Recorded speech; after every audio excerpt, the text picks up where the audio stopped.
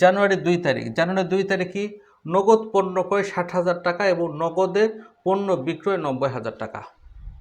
তাহলে নগদে পণ্য ক্রয়, ক্রয় মানে কি? ক্রয় মানে হলো টাকা চলে গেল, মানে কেন? ক্রয় করতে টাকা চলে যায়, ঠিক আছে।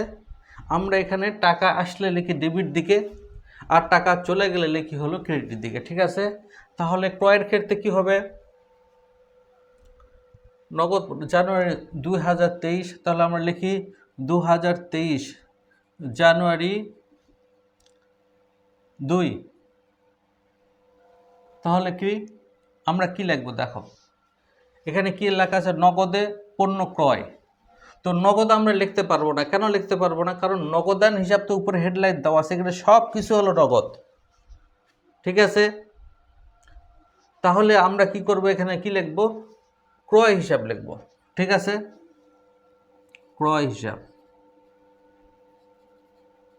ক্রয় হিসাব, ক্রয় হিসাব কত?